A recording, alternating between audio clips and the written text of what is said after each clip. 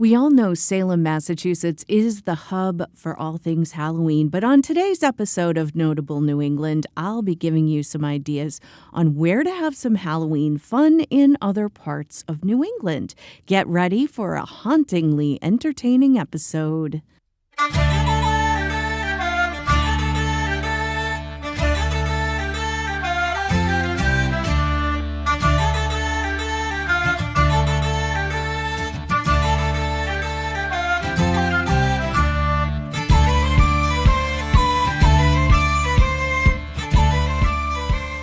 Hello, lovely listeners, and thank you for tuning into this edition of Notable New England.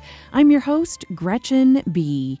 We're just about a month away from Halloween, and of course, everyone knows Salem, Massachusetts is the number one destination for all things Halloween, not just in New England, but all over the world. But if you're looking for a less crowded experience that's fun, interesting, and maybe not so overwhelming, I thought I'd fill you in on some other spooky, fun, and interesting happenings in New England that you can check out.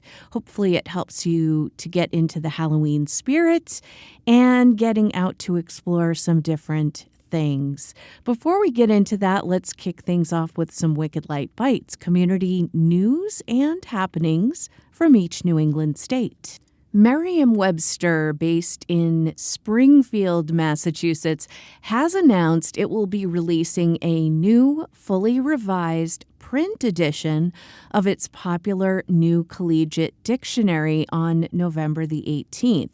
This comes 22 years after the last hard copy update. 5,000 new words have been added, including words like doom scroll, dumb phone, cold brew, Riz, petrichor, side eye, ghost kitchen, and many others. They removed some obscure and antiquated words, as well as two sections from the 11th edition of biographical and geographical entries in order to make space for the new content.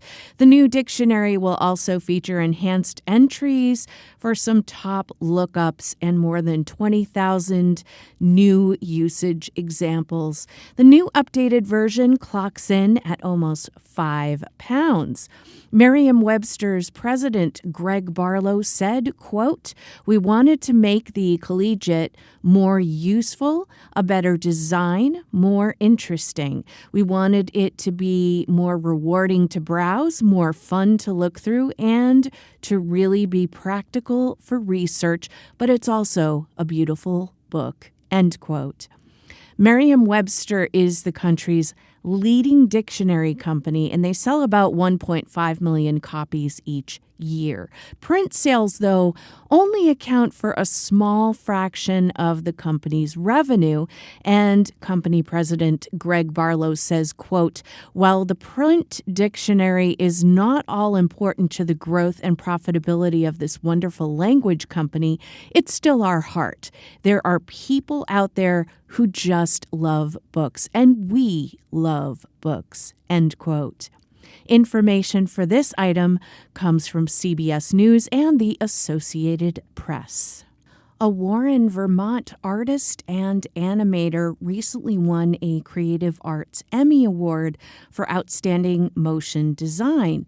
Haley Morris was awarded for her work on the MGM and Amazon docuseries Octopus, which is a 2-part series narrated by Phoebe Waller-Bridge, and it uses Haley's handcrafted visuals to tell the story of the life cycle of the giant Pacific octopus.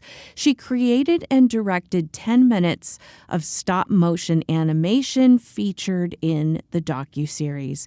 Haley says, quote, "I think we were just really excited that the Television Academy recognized a handmade animation made by real artists working tirelessly, crafting everything by hand, especially with AI, and you know how that's evolving so quickly," end quote. The bright orange octopus puppet viewers meet in the docuseries is named Doris, and Doris was made with the material Haley found at a fiber store in Williston. The puppet was composed out of felt, yarn, hand-dyed chiffon, and other materials. And she and her daughter actually went into the woods in Vermont and collected seed pods, moss, stones, and other textures for the docuseries animation. Haley Morris is the founder of Shape and Shadow, which is an animation studio specializing in stop-motion storytelling and mixed media. Information for this item comes from Adia Ghostin from Vermont Public. The Seacoast Culinary Challenge will be back this year to help raise awareness and funds to fight food insecurity on the Seacoast. The high-energy cooking competition sponsored by Lighthouse Credit Union Foundation will take place Wednesday, October 29th at the Music Hall in Portsmouth, New Hampshire. Top local chefs will be paired with culinary students, and they will compete in a mystery ingredient cook-off. They'll face off in 2 rounds that are timed. One will be for making an appetizer and the other for making an entree. And they each receive a mystery bag of ingredients and then will be judged on the dish's creativity, presentation, and taste. Emily Moore, Director of Advancement for the Lighthouse Credit Union Foundation, says, quote, "The Seacoast Culinary Challenge is more than a celebration of food. It's a powerful expression of compassion. By bringing together the region's most talented chefs and passionate community members, we're showcasing culinary excellence and taking a bold stand against hunger. This event reminds us that when we come together with purpose, we can nourish more than just bodies. We foster hope, dignity, and the promise of a thriving future for all." End quote. If you've ever watched the TV show Chopped, this event will be akin to that sort of atmosphere, and all proceeds from the event are going to benefit Red's Good Vibes, the New Hampshire Food Bank, and Good Shepherd Food Bank. For more information and tickets, you can visit culinary.lighthousecufoundation.org. And I want to thank New Hampshire Magazine for information for this item. The Rumford Community Forest has officially opened to the public in Rumford, Maine. It is 450 acres and includes woods, wetlands, and a brook trout habitat. The land, which is now permanently protected from development, was supposed to become a spot for 250 housing and condominium lots. Now the public is welcome to hunt, fish, bike, hike, ski, and snowmobile on the land. Governor Janet Mills had this to say, quote, "After decades of doubt over the future of mill towns like this area, it's only fitting that we're here today to celebrate another symbol of Rumford's resurgence." End quote. Gabe Perkins, Executive Director of Inland Woods and Trails, helped design the project with input from the public and says that once it's complete, it will include about 10 miles of trails, including an all-persons trail for universal access. The U.S. Forest Service and the Land for Maine's Future program helped provide the funding. The Rumford Community Forest joins a network of community and town forests that encompass 400,000 acres across Maine, New Hampshire, and Vermont. Information for this item comes from Susan Sharon at Maine Public. Don't miss the Scottish Highland Festival and Games in Brooklyn, Connecticut at the fairgrounds Sunday, October 12th from 9 a.m. to 5 p.m. This festival will celebrate Scottish culture and heritage and includes fun events like Highland athletics, dance, bagpipe and drum competitions, live performances and demos. There's heritage and history, farm animals, Bonnie Knees, Clan Village, Scottish food trucks, kids' games, and vendors of Scottish goodies. There will also be a host of Scottish performers, And you can find out some more information about the festival at scotlandgames.org. Information on the festival comes from the Scottish Highland Festival's website. The Roger Williams Zoo in Providence, Rhode Island recently welcomed twin red panda kits, and their names have finally been revealed. They are named Katara and Sokka, inspired by the brother-sister duo from the movie Avatar: The Last Airbender. They were born July 4th to parents Zan and Kenji, and they are the first successful red panda births in the zoo's history. Red pandas are considered an endangered species. Thank you to Melanie De Silva at WPRI 12 for information for this item.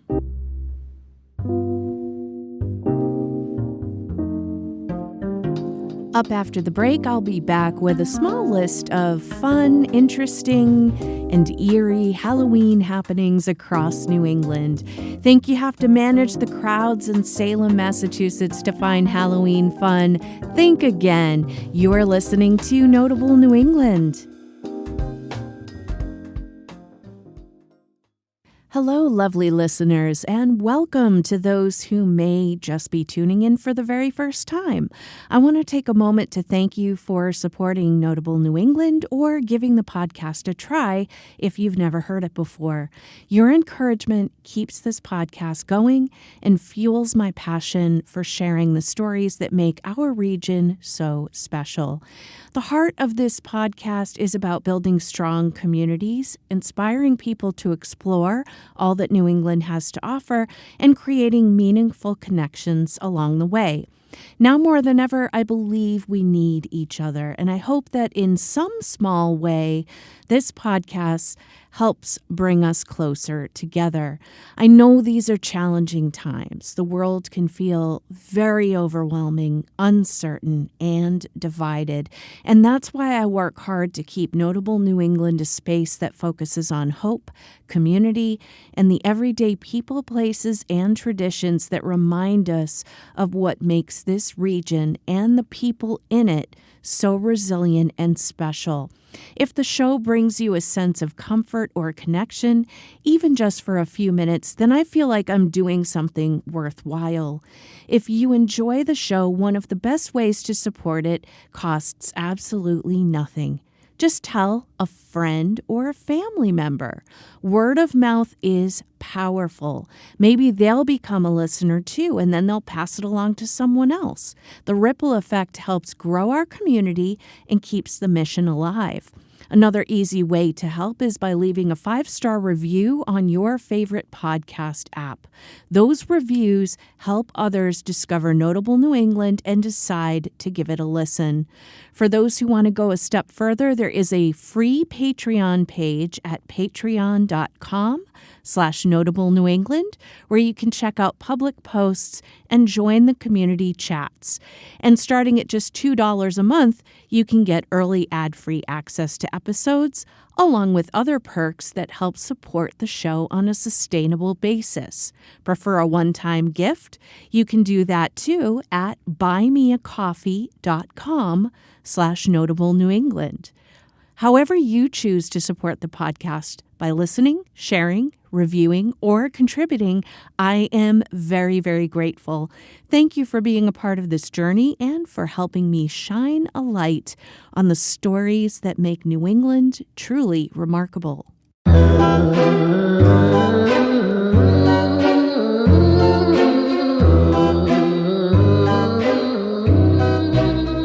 So Salem, Mass is known as the place to go for Halloween in New England and frankly all across the world.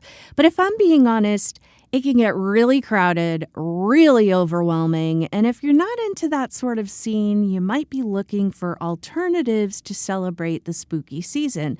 So I thought that I would curate a small list of Halloween happenings in New England that you can check out that are fun, that are interesting, but without the huge throngs of people, the lack of parking, and overwhelm. Hopefully this list helps inspire you to get out and explore other activities going going on all across New England and get you into the Halloween spirit. If you've ever been to Old Sturbridge Village's Christmas by Candlelight, but wondered what would Halloween have been like back in olden times, you can find out. The Sturbridge, Massachusetts Living Historical Museum is hosting Phantoms by Firelight Fridays, Saturdays, and Sundays from October 10th through the 26th, 4:30 p.m. to 9 p.m. This is the grand finale season of the event, and you are definitely not going to want to miss out. The time period they will be focusing on is 200 years after the Salem witch trials. Be delighted by the amazing talent of Circus Vampire, which features fire dancing, acrobatics, juggling, hand balancing, and a grand finale that will leave you breathless. Join the village's cabinet maker as he makes a coffin, experience an 1830s wake, and delve into the origins of Halloween and jack-o'-lanterns. There is a clues and candy fun hunt for the kids to take part in. They can unravel riddles and find clues all around the premises and be rewarded with sweet treats. There's a spooky selfie contest, eerie carnival games, and you can visit the Minor Grant and Ox and Yoke Mercantile to find seasonal crafts, food, and handmade gifts. Tickets are on sale now, and you can get them in advance at osv.org. You can get tickets at the door, but they will be more expensive than if you were to get them in advance. It's a fun and family-friendly event you are not going to want to miss out on. Old Sturbridge Village is located at 1 Old Sturbridge Village Road in Sturbridge, Massachusetts. Scottish fiddler Louise Beacon will be performing spooky tunes, songs, and tales at Club Passim in Harvard Square, Cambridge, Massachusetts on Thursday, October 29th.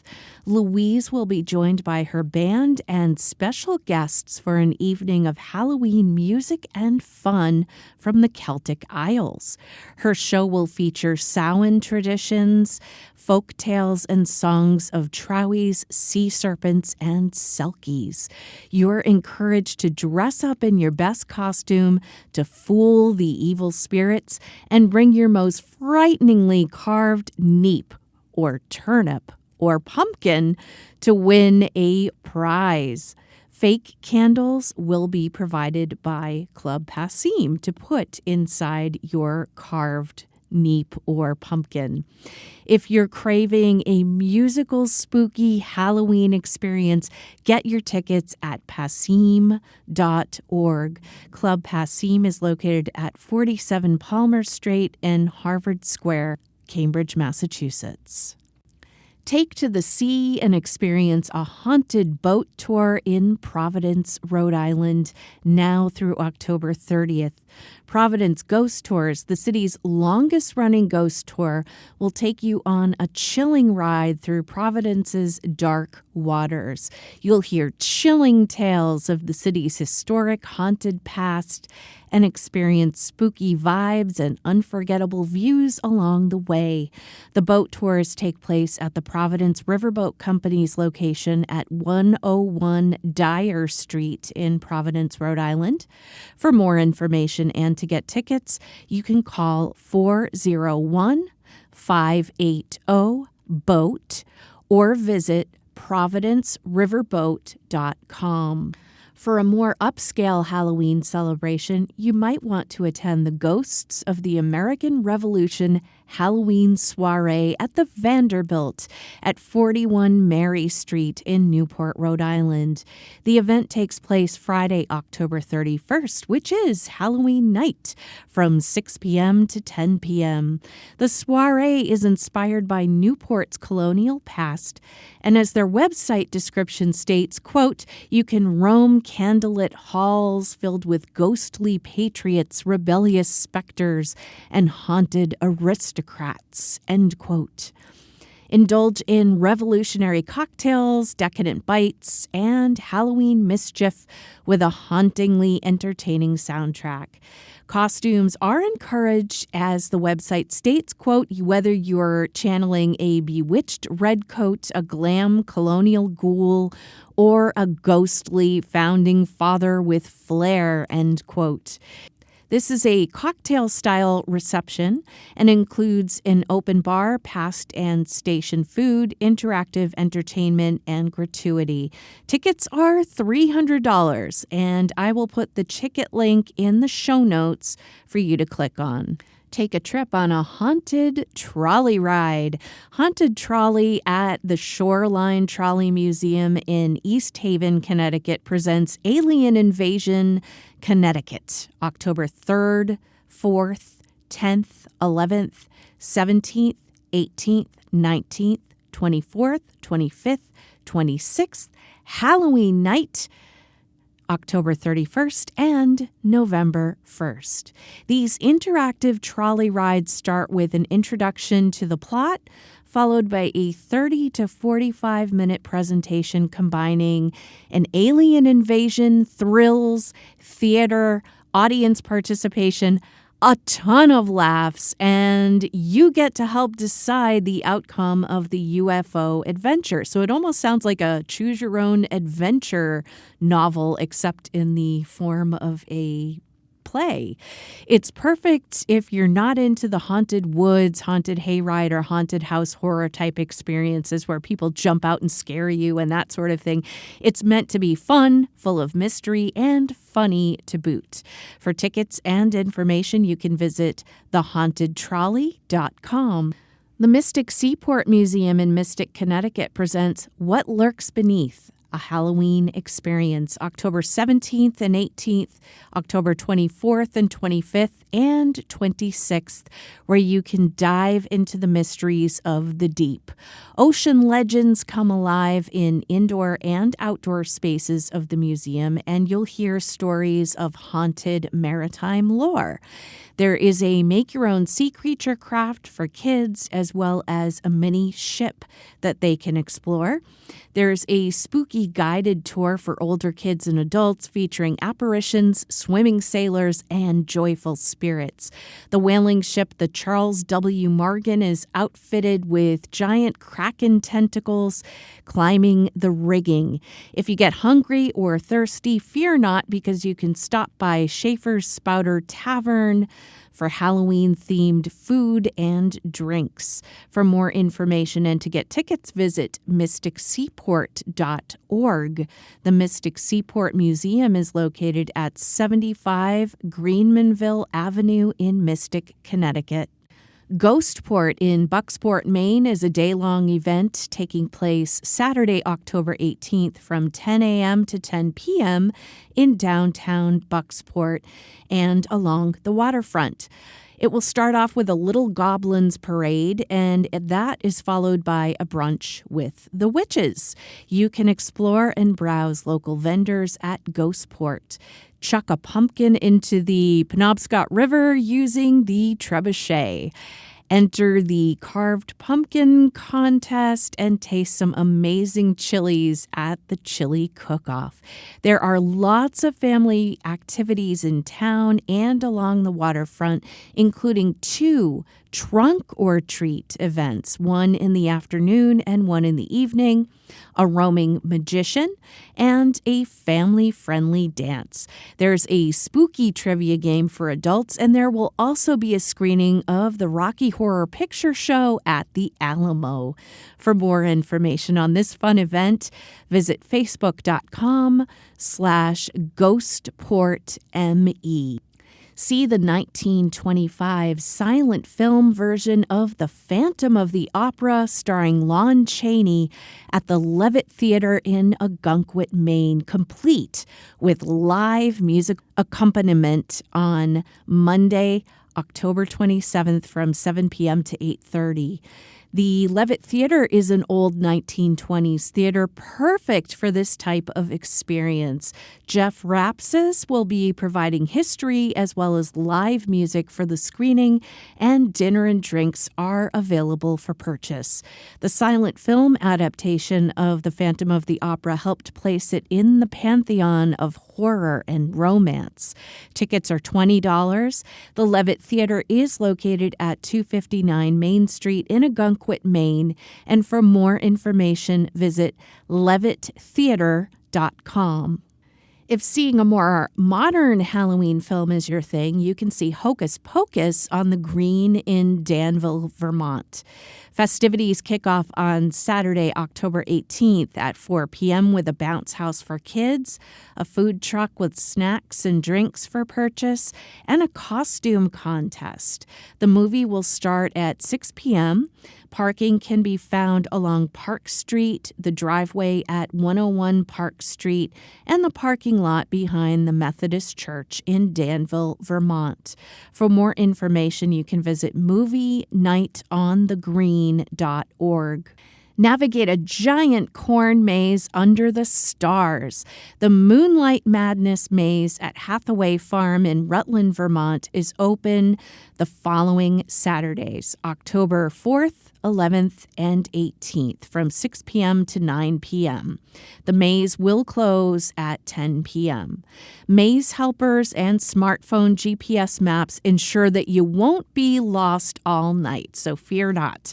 You can enjoy free marshmallow toasting when you're finished, and if you want something a little bit heartier for a snack, they do have a snack shack open where you can get hot dogs, donuts, and other things to eat.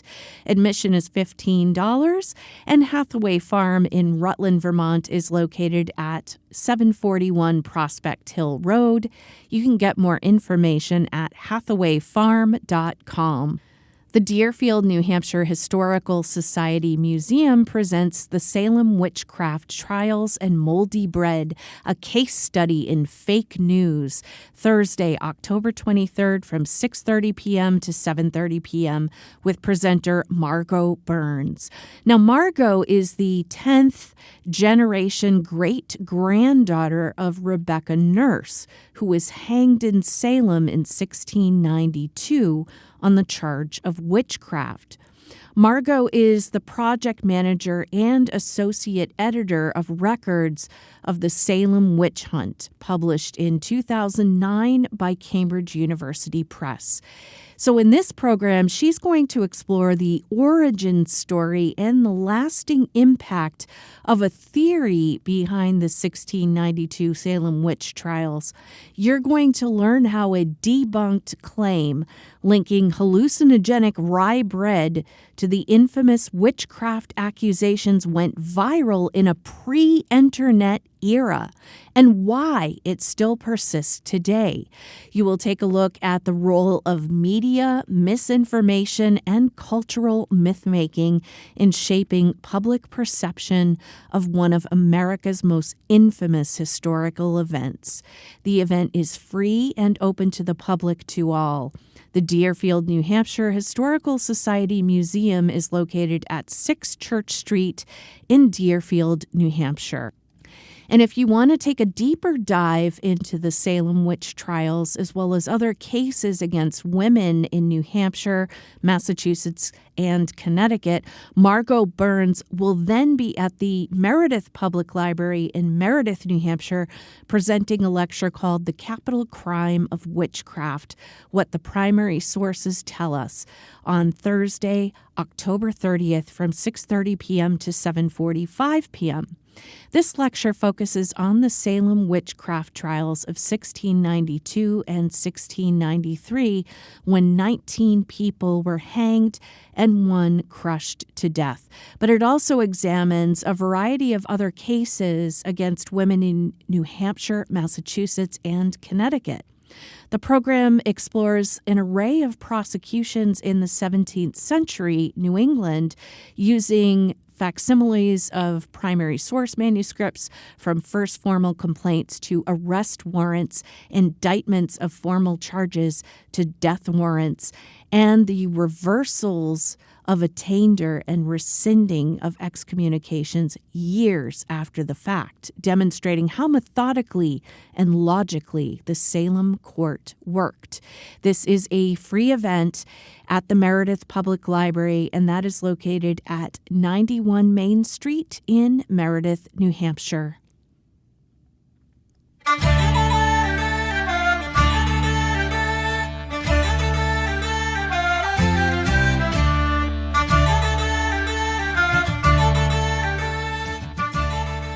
I hope you've enjoyed this episode of Notable New England and that I've given you a few ideas to explore this Halloween season for some unique and interesting activities you maybe would not have thought to do. Hopefully it gets you out here in New England and discovering the wonderful communities and people around us during the spooky season. Make sure you check my show notes for research sources, music credits, and links to anything I mentioned in this episode. So you can just go there, click on the link, you'll get taken to where you need to go, and you'll get all the information that you need. I'll be back on Sunday, October 12th with a new episode, so I hope you'll tune in. And I want to thank you again for listening, and I will see you next time.